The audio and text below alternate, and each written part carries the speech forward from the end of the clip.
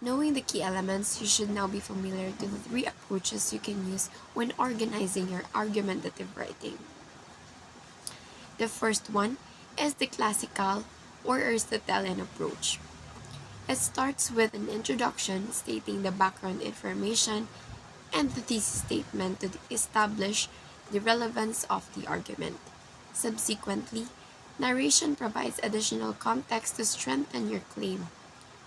Then, in the stage of confirmation, the main argument should be explained with supporting evidence along with logical reasoning.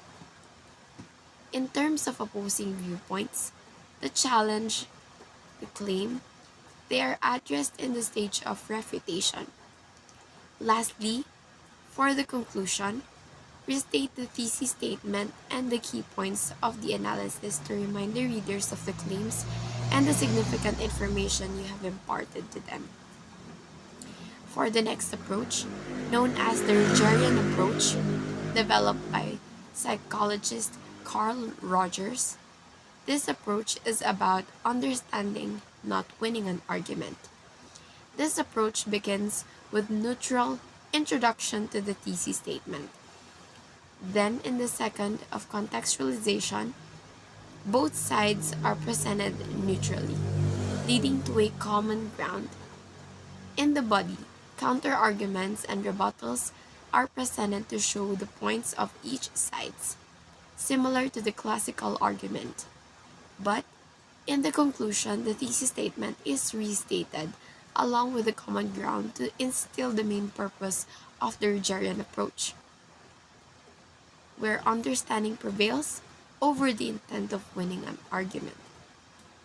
Lastly, the Toulmin model, developed by philosopher Stephen Toulmin. This model includes the introduction.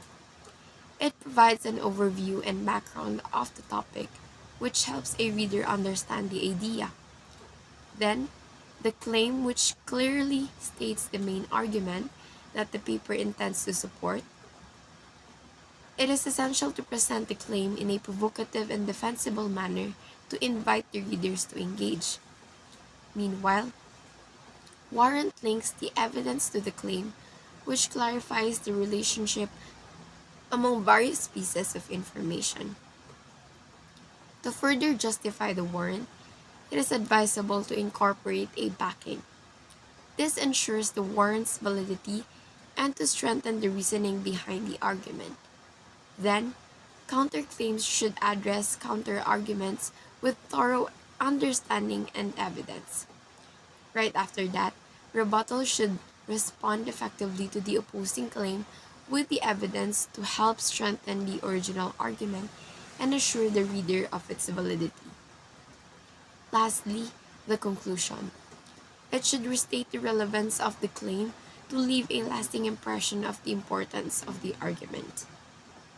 Now, let us look at the different types of argument claims to use in your essay. The first one is the claim of fact. These are statements that seem factual, but are open to debate due to the lack of clarity or evidence. Then, claim of definition. Here you can define a term or concept. This claim helps the reader better understand the interpretation of the issue. For the third claim, the claim of value, where you explain your topic, why your topic matters. But in this claim, it is important to keep in mind that your values may not be your reader's values. Next, the claim of cause and effect.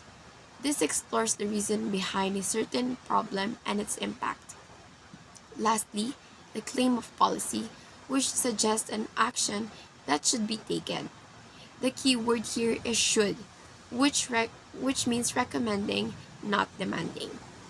To successfully understand how research-based argumentative essay is done, there are 8-step guides to writing a research-based argumentative essay. The first one is to select a topic and write an issue question. Choose something that is debatable and interesting for you and your audience. Next, conduct thorough research.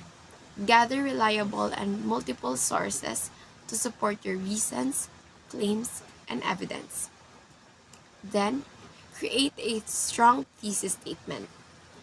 This should possess a clarity, focused, and is defensible.